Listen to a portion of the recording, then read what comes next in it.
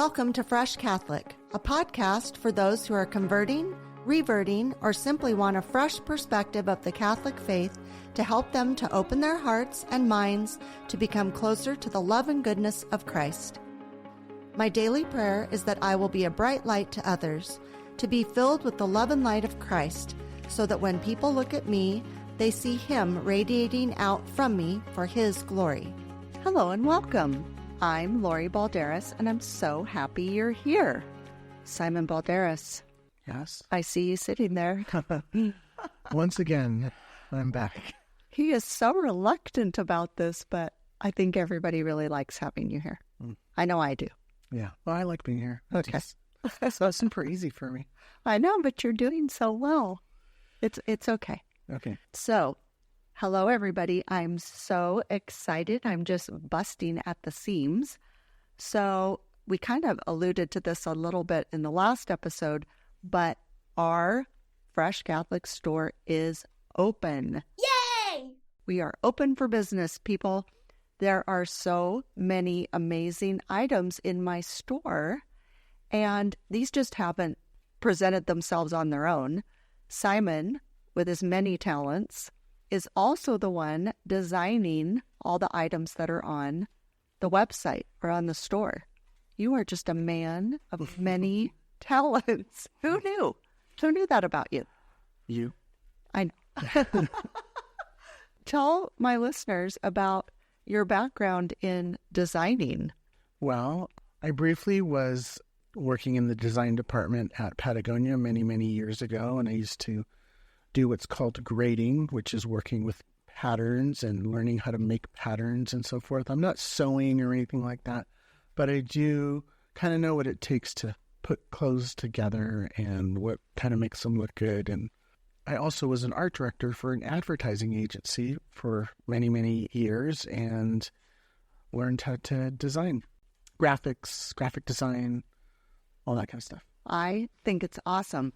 So I know that I definitely have a vision for the items that we want to sell for Fresh Catholic, because I'm big into brands. As you know, I'm big into my brand and having it, be recognizable and all these things. So while we have a lot of the Fresh Catholic logo, which is my favorite, you have created all these other designs that literally there's something for everybody. Yeah, even your dog. Even your dog. Your holy dog. Yep. So they are all faith-based.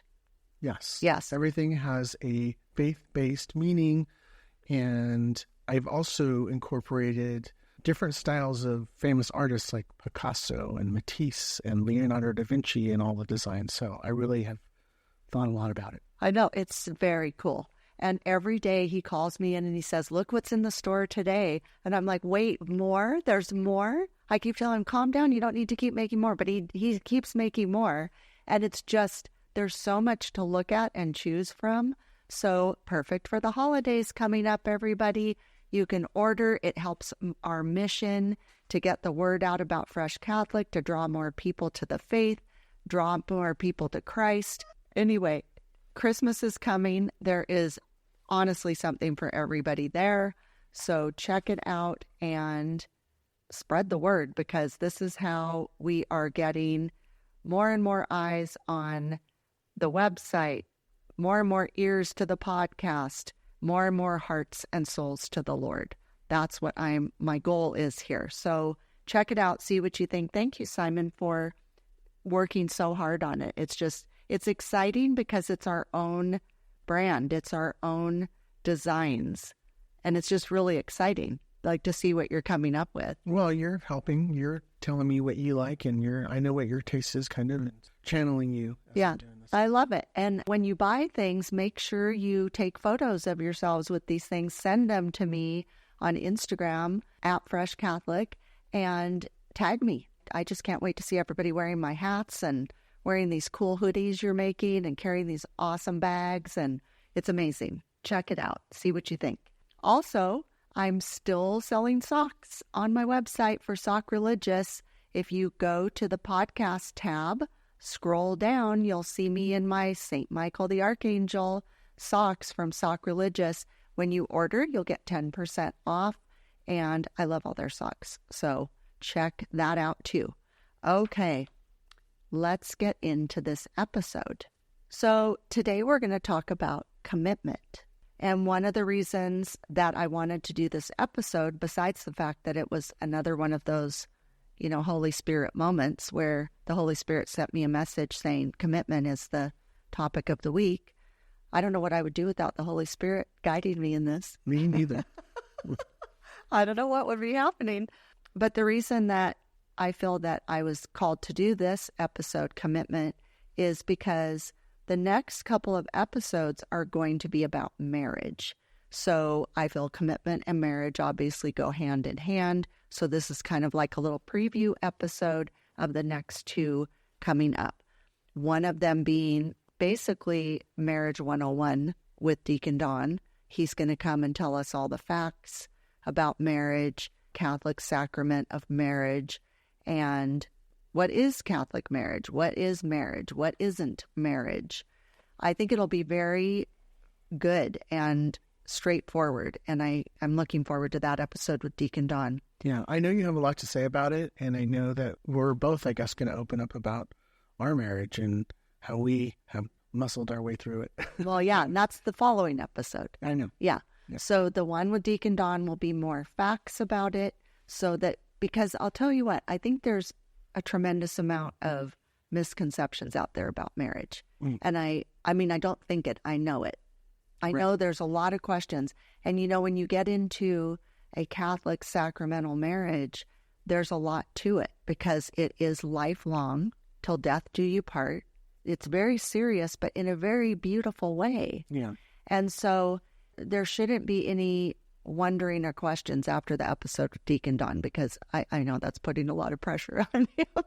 I'm counting on him to answer everybody's questions. And, he does run the marriage prep program at our church. So he is a very worthwhile expert to have come in and talk about that part. And then, yes, the following episode will be an episode that I know might be challenging to both of us to talk about, because it is about a lot of the struggles we've gone through. It isn't that we haven't not loved each other or haven't wanted to keep our commitment.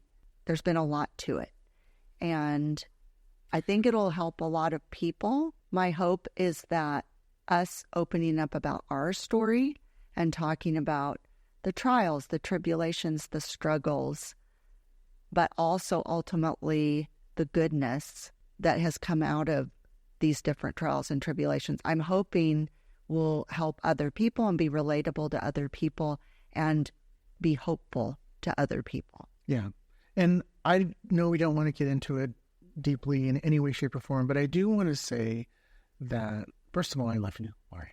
I love you. And second of all, I do have seen our marriage being faced with extraordinary amounts of challenges. I've come to a conclusion about that. I think it's because there's forces at be that don't want to see a marriage thrive. And together, because we work really well together, we accomplish some really cool stuff. Yeah. And Satan does not want that. Yeah. I don't even want to mention his name, but I don't want to give him credit in any way, shape, or form. But I know that he doesn't like this. Right. Yeah. I agree 100%. So let me give you the definition of commitment. It's pretty short. The state or quality of being dedicated to a cause, activity, etc. That was it. That was the definition. But I would personally add a commitment is to your family or your country and, of course, God. Who should be your number one commitment. When I was kind of thinking about this episode and what I wanted to talk about is how I feel there's just a lack of commitment these days. I see a big shift. I think maybe back in the day, people were more committed. At least that's my impression of it. I do think that COVID has been problematic in a lot of commitment issues. But I think even prior to COVID, we were starting to shift into lack of commitment to things. But I have definitely seen a huge change and shift since we were in COVID and coming out of COVID. I don't know what you think about that. I'm going to come from this perspective of not so much lack of commitment, but a shift of commitment. People are committed to different things, especially the generations beneath us. They're committed to making sure they have that phone in their pocket and with arm's reach wherever they go. They're committed to different things. They're committed, maybe even in what we would look at as a more selfish way. They're committed to their own comforts. They're committed to what we might consider pleasures, which you and I both are from the Gen X generation, and the Gen X generation is considered the worker generation. So we work hard. We know what it means to commit to work. We work really, really hard. Whereas when we look at the generations below this, 2 to 4 hour workday is kind of what they're looking forward to. 2 to 4 hour workday. I laugh at that. Yeah, well, it's a shift, especially in this digital age, which things that are available in the workplace are supposed to be time savers. And you and I both know that that's not necessarily true, but people are using technology to work quicker and more efficiently. Right. That I see that. And I like earlier we were talking about this and you said we're Generation X. The other one's Generation Z. And I said, like you're going to sleep. Because they're sleepy. Right. They're a sleepy bunch. So, yeah, I kind of agree with you now that you say that, where maybe it's not a lack of commitment as much as a different kind of commitment. But it's not a positive commitment. I see what you're saying. No. Well, like their commitment to their phone, that is a commitment, but that's not a positive commitment. Well, I think people, especially the younger generations, again, they look at their parents' generation and they're committed to not having to work as hard as they did. And if we look at our parents, boy, did they work hard too. They really were committed to different things. So I think it's sort of a natural tendency of people to shift their commitments and to look at how their parents lived and say, I certainly don't want to do the hard stuff that they did. Hey, I understand what you're saying, but think about this for a minute. So let's take a kid who says, I don't want to work as hard as my parents did, but I'm still going to live at home and let them do all the work. Right. Let's take, for example, we're workers, right? Yes. Okay. So I won't mention any names, but there are some people that are living in this house where it's like, they don't want to do the work because we'll do it. That's true. So and I'm not just pinpointing people in this house. I'm saying, I think that's the thing in general, is the kids today will say, well, I don't want to work as hard as my parents did, but the parents are doing all the work still when they should be relaxing. That is so true. And I could say the same exact thing about my parents worked in migrant farms picking fruit. I want to eat the fruit, right, but I don't want to pick it. Right. So the same thing applies. So I think, again, it's a shift. Right. Yeah, exactly. So I think there's all different types of commitment. There's like relationship commitments and there's what I would call vocational commitments. So let me kind of break that down a little bit. So I feel like in relationships, there's commitments such as friendships or family, marriage. Those are like commitments. Right. Okay. So what I see is we have friendships, and I'm not saying that this is just something new. I think a lot of the stuff I'm going to say today has happened in the past. I'm not saying, all of a sudden everything is just completely magically different. It's that I'm seeing a bigger shift, and I think it does have to do a lot with the fact that we have such access to everything these days. Yes. So like back in the day when people were fighting or arguing or there was breakups or whatever, you weren't as aware of it unless it was right in your own little circle. True. And so I think now it's probably highlighted where we know what's going on in the world now. So it looks like this larger problem, larger issue, which I also think is a divisive thing that Satan does. He's the divider. He's the scatterer. So when he is showing all this animosity towards each other, he's thriving in that idea and people are falling for it. I'm not saying it never used to happen. Kind of like when somebody yawns, then the next 5 people yawn. It's when there's bad behavior or you can see something happening, it kind of like feeds it. It's like a mob mentality. Right. You're so right. When we grew up, we had a circle of friends, right? Between 20 and 100 friends in high school. Like that was our world. Circle of friends. I have seen kids that have so-called friends on their phone, and they have 5,000 friends. Right. What does that even mean? I can't even wrap my head around. It means nothing. It means but they're committed to these friends. Right. And that's why I kind of laugh, like bringing that up on Facebook, for example. If I were to go through my Facebook list, which is a lot, I'm not saying it in a braggy way, but there's a lot. It's not like 40 people. Okay. There's a lot of people on there. I would say if I were to go through there, out of the whatever I have, 950 people, I bet you I know 900 of those. I bet you there's only about 50 that I would go, I don't know what that is. Mm-hmm. Because I actually am very selective about who my friends are, even on social media. But kids today, you're right, they'll have 5,000 friends, but they're not really their friends. Right. So I feel like commitment to friendship is an interesting thing. I'm wondering if people still even have lifelong friends. I know you particularly have some friends that you've had quite a very long time, like since high school. I think Ojai might be different than a lot of other places where we are still all very connected to each other. Mm-hmm. I really feel that way. It's a handful. I mean, I think I can count them on two hands. No, but I mean, all the Ojai people. I'm saying you're really close friends that you've had for a long time. That's rare, I think. But I'm saying as a whole in Ojai, we all kind of know each other. Right, small town. Yeah, small town mentality. But you have friends that have been around nearly your entire life, as have I. Right. I have friends that, let's see, I'm 58. I've had friends that I've been friends with for 55 years. Yeah.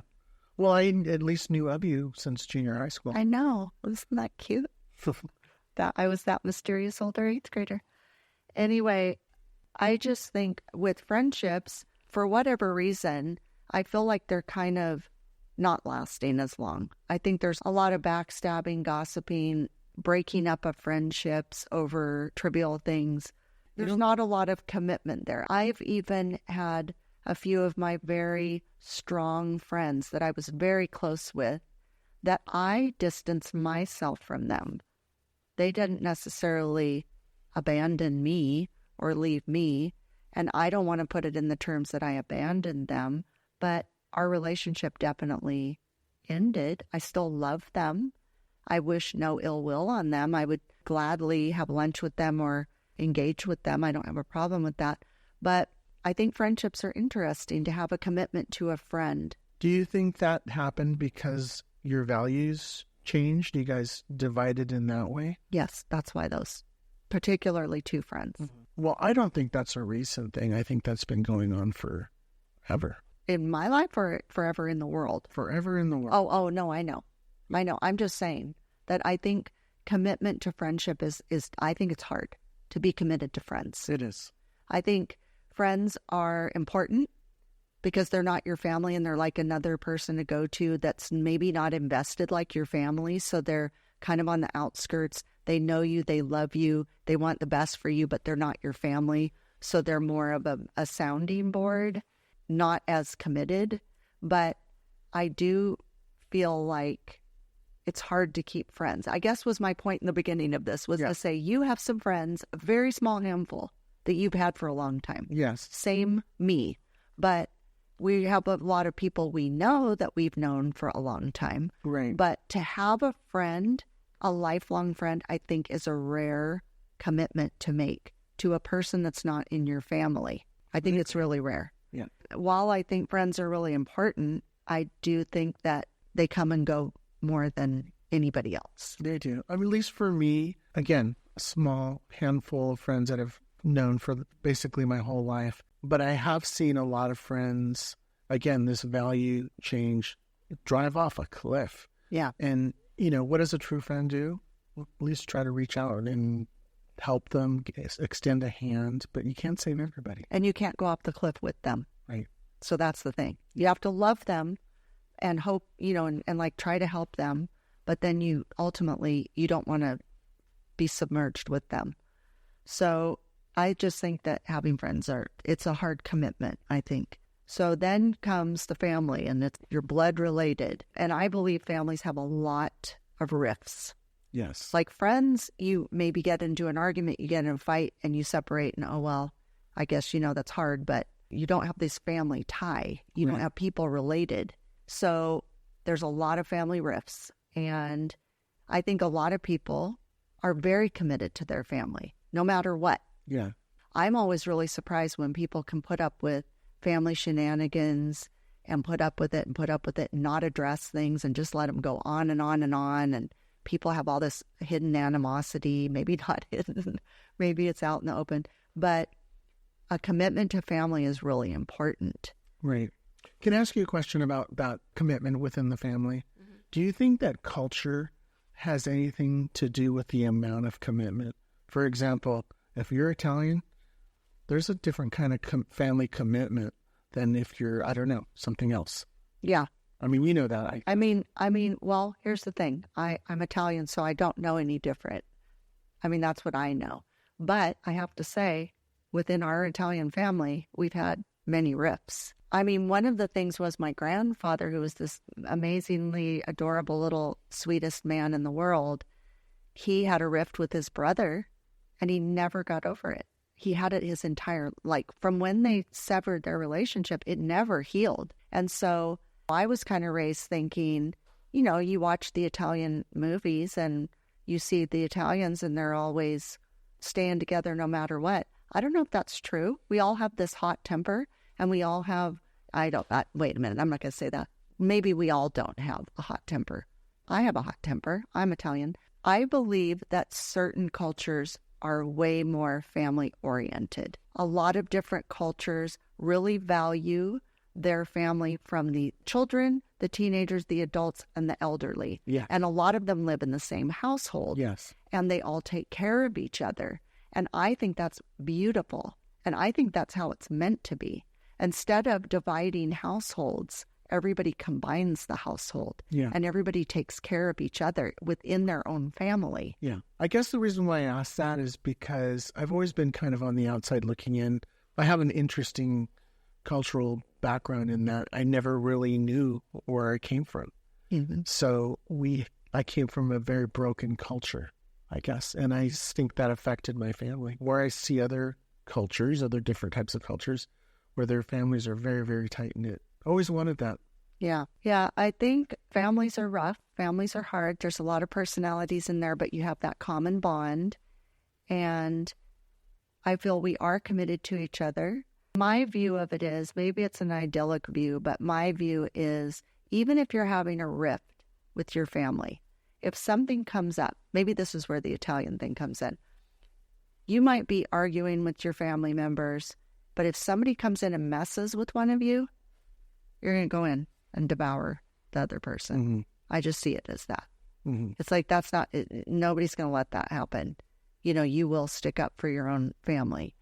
And I do think that is something that I do feel people are committed to their family. But I also feel that people take their family members for granted. I really do. I feel like life is very short. I've just learned this because I've had a rift with my sister, and that went on and on and on for years. And the Lori today, I'm just not interested in having that rift anymore. And so it's not like something magically changed or magically happened or we sat down and resolved everything.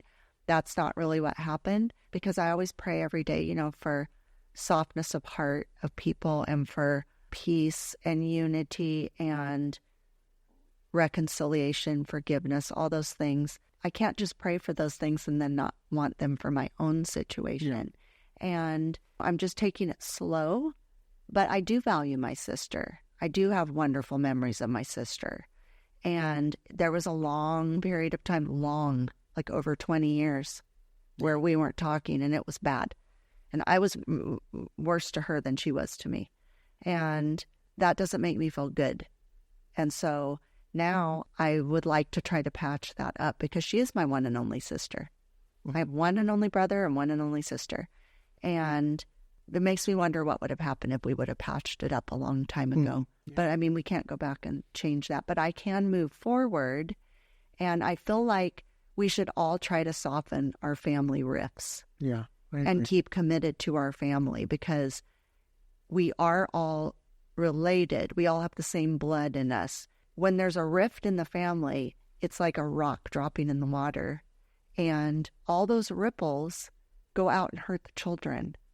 And then they have to live with the division. They have to live with, well, why do these people not get along? Why is this a problem? I remember when my sister married her husband, and his name was Michael. And my grandpa was like, Michael? He had a fit. And we're like, what's wrong with that name? It's a beautiful name, you know? And it was because his brother's name was Michael, and he was so mad at his brother's name. Wow. So, I mean, that's a silly thing to bring up, but it's just families should really work on their commitment to each other, because we're all in this together as a family, and we need to be there for each other. Right. Because you can't replace that relationship. I also think that, I don't know how to say this without mentioning the dark side's name, but I just think that this being is a being of division, and he wants to fracture everything. Families, marriages, any kind of relationship, fracturing, destroying, right, all of these things. Because if we're all unified and we're all loving each other, which feels really great when that's happening, and we're peaceful, nothing makes him more angry than that. Right. And, you know, it sounds silly, but I've talked about before where back in my old life where I was always so angry, hostile, you know, aggressive towards people, I didn't even recognize it was making me feel bad. Mm-hmm. I know that sounds horrible, but I didn't even kind of recognize it made me feel bad. Now, when I can come at things with love, or come at things with peace, or have a softer approach, I feel so much better. I can just feel the Holy Spirit going through me. I can just feel like a warmth of like Christ with his arms around me, keeping me calm, kind of like one of those weighted blankets that you love. Like I've talked about, the Jesus swaddle is what I'd like to call it, where you just feel like you're so contained and protected. Then when you're feeling that way, you don't feel like you need to act out. You don't feel like you need to have a rift. You don't feel like you need to have animosity. Right. You know, with your family, you'd have to really try to consider those things. Now, one of the things on the other end of the spectrum, the lack of commitment that concerns me, is when people kind of want to abandon their relationship with their family, right? So let's say there's a child that's born, and one of the parents doesn't want to have anything to do with the child, doesn't want to recognize the child, and abandons the child. Right. Well, that's a lack of commitment. Let's say you have aging parents, and you don't want to give them your time and energy. Just the same as a baby is hard and time-consuming and a big commitment. If you're going to have a baby, you better get ready for it, because it's a huge commitment. And it doesn't just last 18 years. It lasts well beyond that. Your commitment shifts a little bit. You're always going to be committed to your child. You're not as responsible for your child, but you are committed to forever to that child. So if you're going to have a child, you need to stick with it. You need to stick with that child. You can't abandon the child at any age. You can't decide, oh, you know what? I don't want to spend time with this child because they're too much for me. They're too draining on me. You might need to step back a little bit. You might need to separate a little bit, but that's your child for life. With your parents, your aging parents. I know right now my brother and sister and I are going through a little bit of it with our mother, because we are all very concerned about her and her health and safety, and she requires help, but she doesn't really accept help. But she wants us to all help. We're all working and all these different things. So, you know, there's that fine line of, we want to be committed to our mother. We want to make sure she's being taken care of. One of the ways we can show love is to make sure that her needs are being met. We would never not be committed to our mother and committed to her health and safety. It's more that she's giving us resistance. So we're trying to be committed. We're trying to take care of her. Then regarding family again, if you're going to decide to be pregnant, or if you suddenly become pregnant, that's a commitment. So when people have an abortion because they don't want to be committed, to this child, that's very serious to not be committed to that. I know. So there's, you know, these downsides of, not downsides of commitment, but more like the reality of commitment. Well, You're only supposed to have children when you're married. I wish people would not look at, even if the somebody gets pregnant and they're not in a great situation, I wish they wouldn't necessarily look at it as a problem, because I think it's always a blessing. We'll be right back. Rising anti-Semitism. New generations redefining how they connect with Jewish traditions. Changing dynamics among Jews around the globe.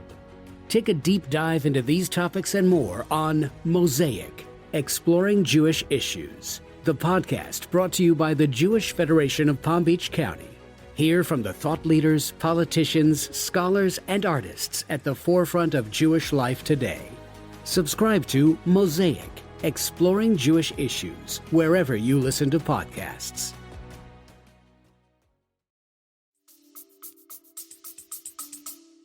It's always a blessing. Babies are always a blessing. Now, it might be where, let's say somebody finds themselves pregnant and they're not equipped to take care of that child.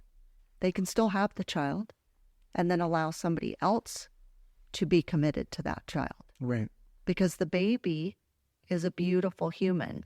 Yeah. No matter the circumstances, the baby is a beautiful human that needs to be taken care of by either that mother or another mother. Right. And for a mother to do that, that's actually a really selfless act. It is. To give up their own child. Yes. I'm sure that's really, really hard. Yes. Last week we were talking about the purgative stage, the spiritual growth. And part of that purgative stage is self-examination. And we take two people. Somebody has an abortion, decides to have an abortion, and one who decides to give up their child or adoption. Mm-hmm. They might feel some guilt in that process. But if they really did this self-examination, that's a selfless act. Whereas an abortion is really a very selfish act. Very, very. Yeah. And that's rough. Yeah. So, I mean, again, when you find yourself pregnant, obviously babies are, well, not obviously. Some people don't think a baby is a blessing. I do. But to choose an abortion because you just don't want to make a commitment, that's really bad. That's not a good plan. No. No, but I agree with what you're saying. With marriage, I believe it's way too easy to get a divorce these days. I think when people want to get married, whether they're Catholic or not Catholic, you want to get married, it's exciting, it's so fun, oh my gosh, it's going to be this beautiful wedding and all the parties and all the clothes and all the whatever. It's not about just that. It's about the actual marriage that follows it, which is never going to be those things that I just mentioned all day, every day. Right. It's going to be hard. There's going to be lots of ups and downs, but you're making a commitment. And I feel like in this day and age, it's like, well, I'm going to go into this. If it doesn't work, I can get a divorce. Right. It's just as simple as that. Yeah. It's kind of like, it's the Amazon mentality. Mm-hmm. So you buy something from Amazon because a person buys something from Amazon, sight unseen. It comes to the house. You open it up and you go, oh, you know what? I don't like it. I'm going to return it. Bye.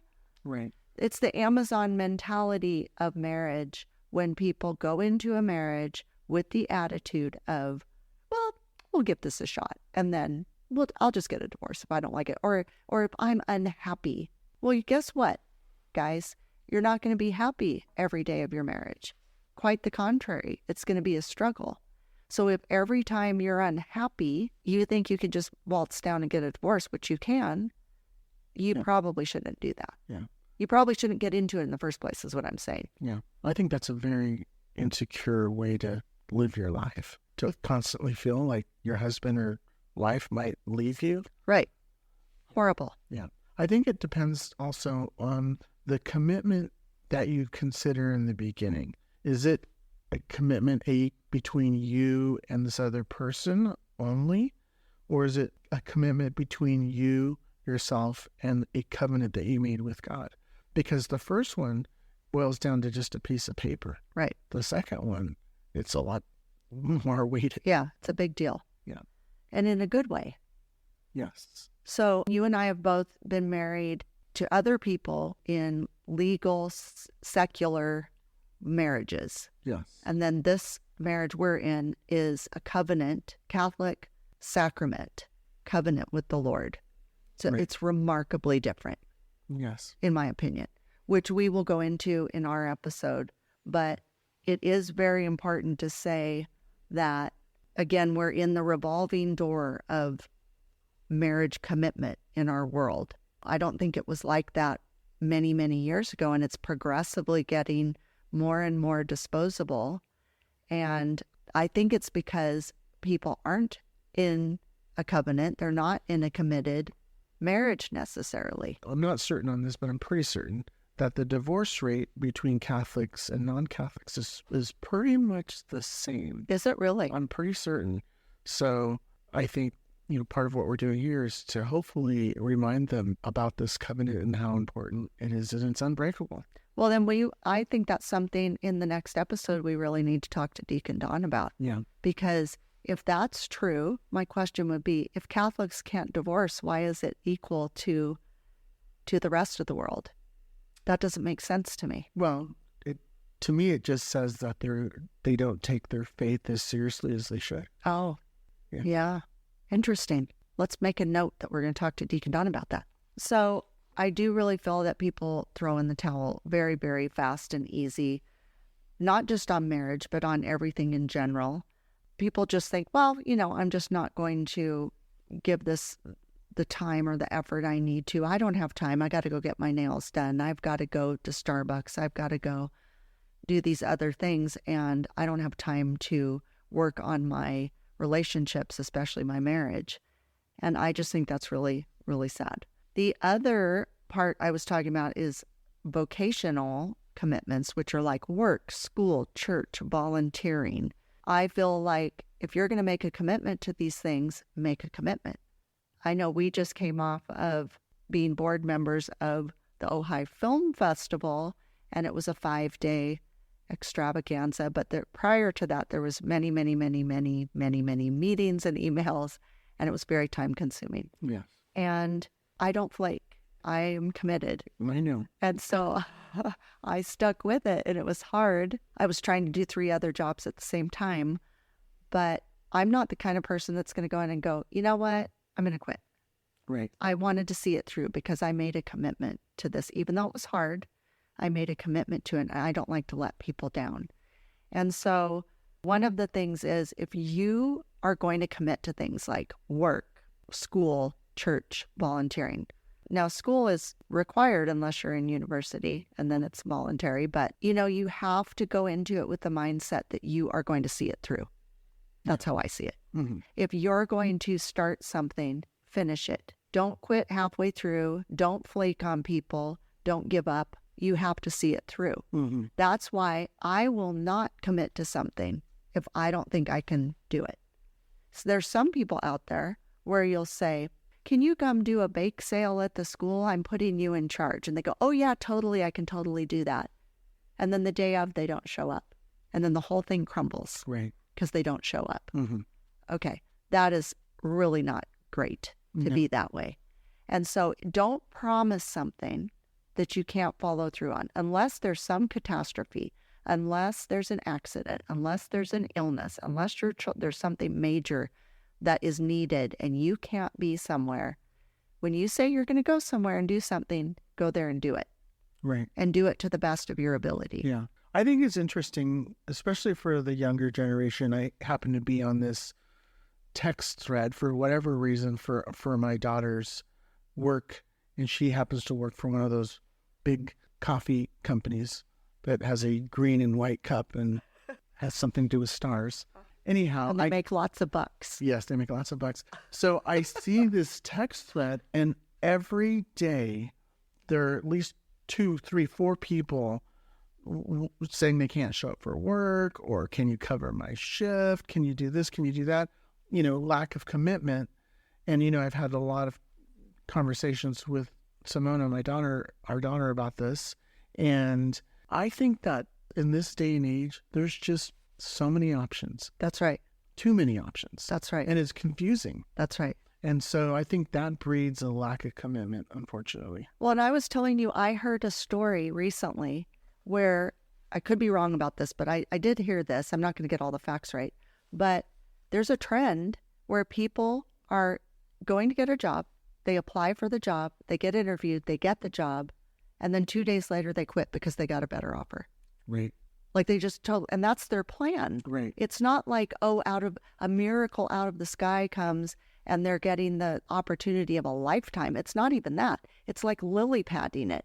Yeah. They're going from lily pad to lily pad and they're not being committed. Yeah. You can't count on them. And it's expensive to hire people. I mean, people hire headhunters and they spend thousands of dollars doing research trying to get good employees, especially on the higher level, executive levels. And if people are doing that, wow, Yeah. they're just, I don't know how these companies are surviving. Yeah. Yeah. So I think that's been an interesting thing to me. I think regarding school, I think during COVID, it really messed people up. It got our kids all messed up. They got used to doing school at home. And I think there's an amount of laziness these days where kids are like, it's like, why can't we do school at home? We did it before. Why can't we do it again? I'm not against homeschool. I'm not talking about that. That to me is a structured, decided environment to do homeschool. I'm talking about the kids where it's like, they don't want to go to school. They don't want to commit to doing a good job at school. It's just, I don't understand that because it's same thing with a job. If you don't do well at your job, somebody else is going to take your job. Right. Well, I also think that everything trickles down. And I think there was also a lot of teachers that didn't want to go back to school. They like to teach in their PJs at home every morning. Kids learn from example. Right. And you know what? I love a good snow day. I know it doesn't snow here, but Yeah. I think that's what I'm going to start calling it. When I want to have a day in bed, which just never happens, I'm going to call it a snow day. Not a mental health day, because I don't like that term. I'll say, I'm going to have a snow day. Yeah. You want to have a snow day with me coming up here? Sure. And, regarding working at home, I mean, I've pretty much worked out of my house on my own for most of my career. But you're working. I know. I do. I'm talking about the people that I see. That's what I want to be clear about. You wake up in the morning and you come in here and you start working. Yeah. And you're working until the sun goes down. I do. I have to make you stop working. I'm talking about the people that can't commit to a job. And the boss has spent time and effort hiring them, training them, and then they quit 2 days later. Right. That's insane. Okay. So that is not a commitment. I'm talking about the people that say they're working from home, but they're not. They're on their phones. They're watching movies, whatever they're doing. They're playing Candy Crush. They're playing Candy Crush, whatever that is. I don't even know what that is. Anyway, I do not have time for Candy Crush. Oh my goodness. So I feel like I'm talking about the people that are not doing work at home. They're saying they're working from home. What they're doing is they're working at home and mommy and daddy are paying for their stuff. That's how I see it. Or they're on TikTok. Or they're on TikTok and they're doing god-awful things on there. So I think there's the commitment, work and school, everybody needs to get back into those things and be committed to those things. Mm-hmm. Volunteering, like I just said, we volunteer for things. And if I'm going to volunteer for something, I'm not going to volunteer for something that I can't actually go do. That's not good. And the last thing that to me is the most important thing is church. People are not committing to church. So I saved the best for last year. Mm-hmm. I saved the most important for last. Right. Because this topic to me is, I can't even wrap my mind around it. Why someone can't make a commitment to the Lord. I don't get it. Mm-hmm. I can't imagine why somebody can't schedule in an hour a week to go to Mass, because it's an obligation to go. And I don't say that in a bad way. The word obligation doesn't have to be a dirty word. Mm-hmm. To me, that's the bare minimum to go once a week. Mm-hmm. And if you can't take 1 hour out of your entire week to go to Mass, you really need to get your life in order. You really do. Yeah. Because the Lord does everything for us. The Lord wants us to love him, and he loves us so much. That should be one of the biggest commitments in your life. instead of putting it on the back burner. There's 6 masses on Sunday. Yeah. Well, can I just say something about that? I totally agree. And I think if you can't at least go to Mass 1 hour in the week, everything is an excuse. But have you ever woken up on a Sunday? Because you do a lot. You work a lot. I work a lot. We work 6 days a week, both you and I. And have you ever woken up on a Sunday and just said, I am so exhausted? No. I think a lot of people... Simon, there's literally I know the exact time that I couldn't go to Mass on a Sunday. And do you know why? Because I burned my eyeball with a curling iron. I know. Do you remember that? Yeah, no, I remember, and I know you're really committed to it. But I'm Don't not ask making me a question you don't want the answer Yeah. to. I'm not making an excuse for other people, but I do think that the world is moving so quickly, and the demands and the work for most people has increased with what's required of them, because honestly, they're picking up the slack for a lot of people. So I think that some people say, you know what, I'm going to listen to it on the radio or on the internet. But guess what? Let's use your example. So you wake up on Sunday morning and you're exhausted. You can't go because you're so tired. Great. Sleep in and go to 5 o'clock. Right. No, I agree. So you can't use that as an there's excuse. I don't think there's any excuse. But I think that's a big excuse. I mean, there is excuses, and they are if you're very ill, if your child is ill, if you have to go out and work and there's no other person to do the job. Those are the reasons that you cannot go to Mass. But guess what? There's plenty of opportunities to go to Mass. If it's a one time, that's different than every week going, oh, I didn't go again this week. Yeah. Oh, I'm so tired. Then guess what? Go to bed earlier. You know you have Mass tomorrow. Go to bed. Right. Get some sleep. I think one thing that really got me when I really made a serious commitment to go to Mass and not miss any Mass at least once a week was when I discovered that missing Mass isn't just a venial sin. It's a mortal sin. Mm-hmm. It's a grave sin. Mm-hmm. And I don't want to be in that position, in that state purposely. No. So, gosh, that put the fear of God in me. Right. And it's really important because it's all these things that are rules and guidelines for the Catholic Church, they're all for our own good because our Lord loves us so much. He created these rules and guidelines so that we will be thriving. If you notice, I don't know about you, if I don't go to Mass, I had to not go to Mass for 5 days because I was at the film festival. Right. I couldn't get there fast enough the day I was able to go back because I felt dehydrated. I felt depleted. I really missed my Lord. I wanted to go up to the crucifix and just grab him around his legs and just kiss him because I was just felt so sad that I had been gone for 5 days. So I just wish people would make more of a commitment. And like I say, bare minimum, go once a week. Your life will change for the better remarkably if you start putting Christ number one in your life. Get back to church, make that a priority, make it a commitment. If you have no other commitment in your life, if you can't commit to another person, if you can't commit to a job, if you can't commit to school, if you can't commit to a friendship, you best commit to the Lord. Yeah. Because he's going to be with you always. I think it not only will make a difference for themselves, but you going to Mass makes a difference for me because I know that you're a more stronger person during the week. I rely on you for a lot of things. And I know that if you don't get what you need from Mass every day because you're a daily Masser, I know that you don't feel right. Your attitude shifts a little bit. Right. And that's not good for me. So keep going, Lori. I will. I will. And nobody can stop me. So why can't people commit, do you think? I have my reasons, but what do you think? I think people want to keep their options open. They want to shop around. They want to have multiple relationships. They want, especially in this day and age. I have some friends that have some really aberrant relationships. They call themselves, what do they call them? Polyamorous. Polyamorous, where they have these intimate relationships with many people, and it's okay for the people that they're with. I find that just heart-wrenching. I don't even know how that is possible.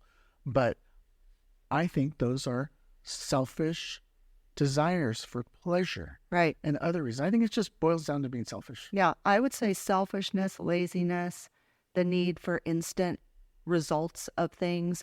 I agree. Like one of the things that always pops into my head is when people have a child together. Okay. They don't want to get married, but they have these children together. Right. And then it's like, well, I don't want to be committed. Well, I'm sorry to tell you people, but you're committed for life because you have a child together. Right. Do the right thing, get married so you have a solid family unit. That's what needs to happen there. I agree with you where it's laziness, selfishness. It's just they want to keep their options open. I agree totally with all that. Mm-hmm. It's that they don't want to get bogged down with something. But, there's safety, security in commitment. Right. When you're committed to something or somebody, Yeah. I know one of the biggest shifts, this is just a teaser for our episode, but one of the biggest shifts that really helped me was I didn't feel that I knew we had a covenant, but I didn't feel there was a huge commitment. And I felt very uneasy and very insecure about our relationship, about the future of it. And that consequently really altered how I was handling my part of our marriage. Yeah. And it wasn't putting me in the most true light of my true self. It was more me being frantic and acting out because I was frantic. Yeah. And so now that things have circled around, I feel a very strong commitment. And that has really changed everything. Mm-hmm. So that's just a little teaser for our marriage episode. So I think there's a couple of things that I really appreciate about our church. I'm assuming other churches do it, but I can't speak for them. But at our church, when you are interested in making a commitment of marriage and a commitment of entering the church, we have a marriage prep program. We have an RCIA program. And those things will really help prepare you to make these commitments. Right. And you can decide whether or not this commitment is... Exactly. And actually, as far as marriage prep, because I'm the wedding coordinator there, I've had brides and grooms that I've met with that I have all their paperwork going, and then they'll reach out to me and say, we've decided to postpone or we're canceling the wedding. And that's okay, because we'd rather they decide that in the beginning than get into it falsely.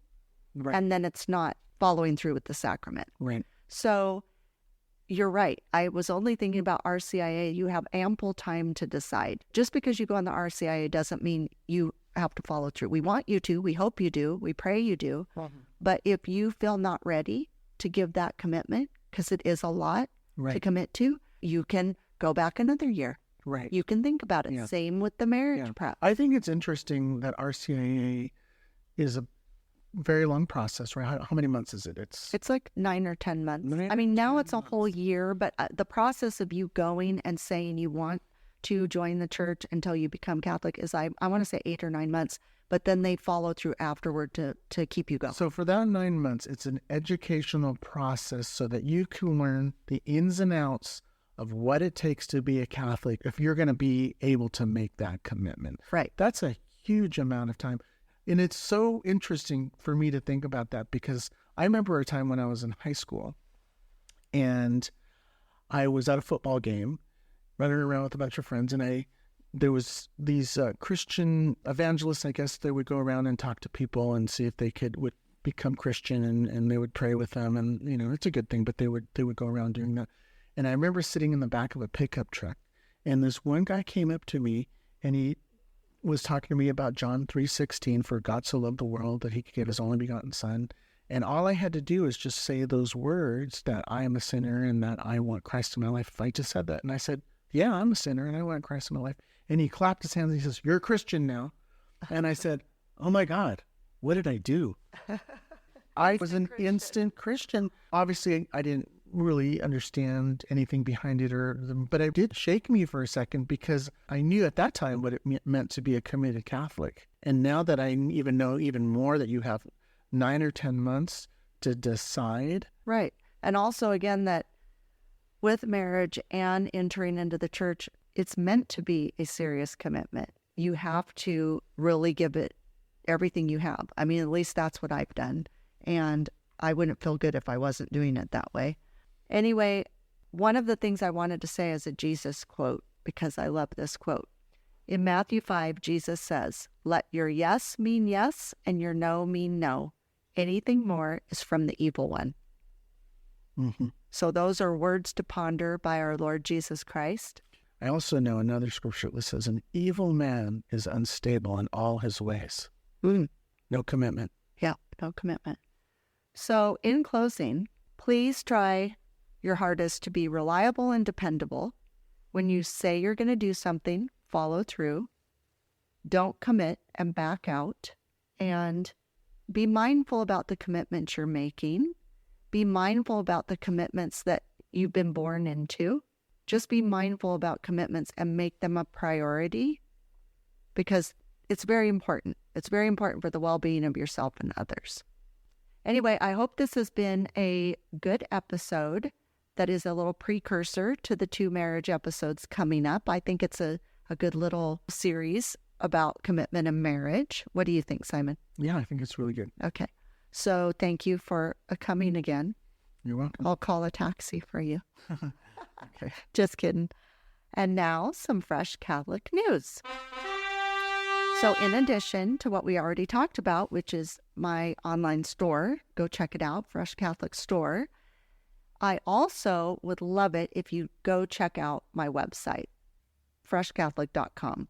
Simon has been just the best guy to go in and really update the website. You could go listen to the podcast there if you don't already have it on your Apple Podcasts. I know some of you struggle with trying to get the apps and all these things, so you can go to my website and listen to the podcast. There are daily blogs on there. We're back to the daily blogs, only these are bigger and better. So check those out. There's some Fresh Catholic comics on there, and of course the store. So I'm just saying, in your spare time, who needs TikTok? If you're bored in line at the market or at the store, you're going to be standing in lots of lines coming up here pretty soon because of Thanksgiving and Christmas. Check out my website while you're in line. There's stuff to look at. There's stuff to read. There's things to buy. So go check it out, please, and share with your friends. So once again, the upcoming episodes are going to be Marriage 101 with Deacon Dawn, and then a marriage episode with Simon and I, which is a more personal one. I'll be doing another episode on Advent. I know I've had requests for that, and I love Advent. It's one of my favorite times of year. And then we will be doing Christmas episodes. So a little sneak peek to the new year, I will be having more guests. They're lining up in the queue, so I'm excited about that. And I have some new mysterious ideas coming for the new year. So keep an eye out for all that. I really appreciate you listening. Thank you. Love you. Bye. Thank you for joining me today. Now go out and be a bright light in someone's life. And remember, be focused, be faithful, and be fresh. Fresh Catholic is produced, edited, and recorded at Wonder Mouse Studios in Ventura, California.